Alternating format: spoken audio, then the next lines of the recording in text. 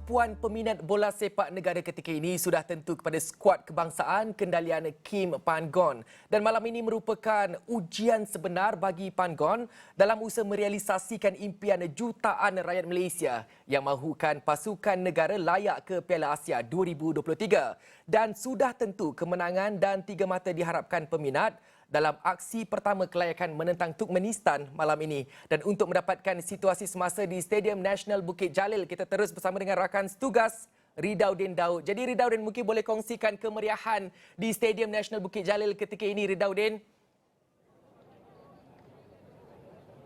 Baik, terima kasih rakan setugas di Bukit Jalil juga.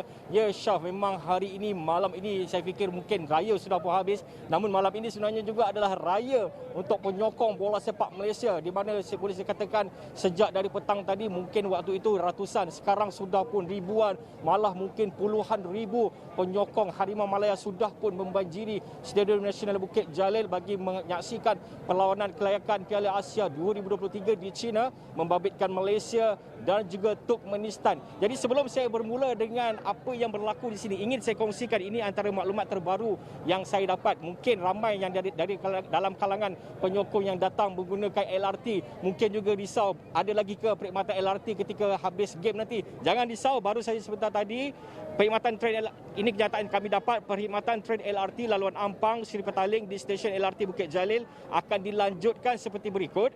Pertama, train terakhir menuju ke Sentul Timur akan berlepas pada jam 12.03 tengah malam, dan kemudian train terakhir menuju ke Putra Heights akan berlepas pada jam 12.44 tengah malam. Bahkan train tambahan akan disediakan bagi membawa penumpang setelah selesai perlawanan. Jadi jangan risau kepada anda yang mungkin naik dengan LRT ke sini, anda masih lagi boleh balik. Game mungkin dah habis dalam 11 lebih, ada lagi masa untuk anda pulang ke rumah.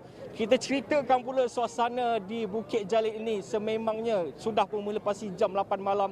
Meriah, memang sangat-sangat meriah. Saya fikir sudah pun ribuan penyokong sudah pun hadir di sini. Namun apa yang penting sebenarnya, kawalan keselamatan di sini agak ketat, kerana mungkin saya boleh tunjukkan di belakang saya ini di mana pasukan keselamatan memeriksa barang yang dibawa oleh penyokong. Ada beberapa barang yang tidak dibenarkan untuk dibawa masuk ke dalam stadium.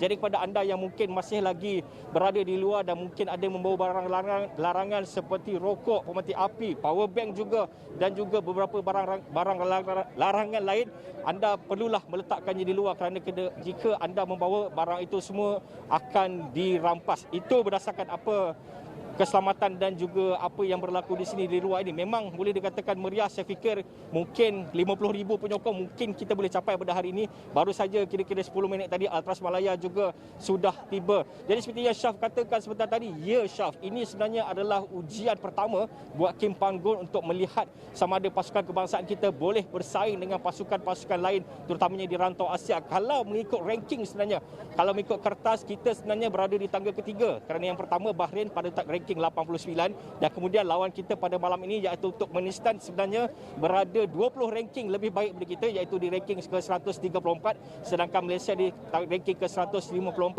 Jadi sudah pasti sebenarnya apa yang penting sebenarnya adalah sokongan Harimau Malaya, kerana penyokong Harimau Malaya, ekor Harimau Malaya. Kerana itulah yang mungkin sokongan daripada pemain ke-12 itulah sebenarnya yang pasti dapat membangkitkan semangat.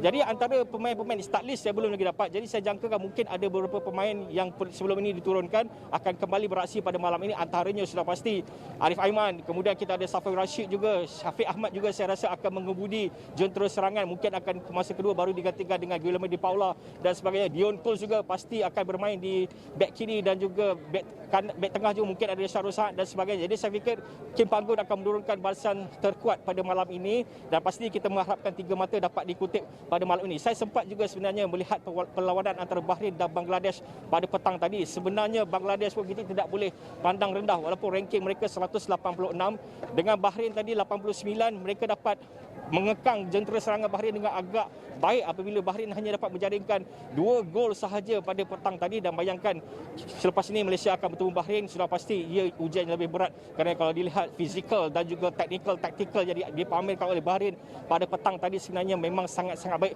Sudah pasti kita mengharapkan Kim Pan-gon dapat merencana strategi dan formasi terbaik untuk menundukkan Bahrain. Jadi Syaf, seperti biasa Syaf, saya kalau bersemangat sebegini saya akan tutup dengan satu pantun sebenarnya. Sempat juga saya karang satu pantun sebentar tadi. Jadi ini pantun saya, hitam dan kuning warna jersinya sorakan kuat ibarat ngauman. Ayuh Malaysia, faham semuanya. Pastikan 3 mata dalam genggaman demi lencana di dada. Kembali berhadapan Setugas Shah. Baik, terima kasih Ridauddin atas laporan dan juga pantun tersebut dan sama-sama kita mendoakan kejayaan skuad Malaysia dalam perlawanan menentang Turkmenistan malam ini.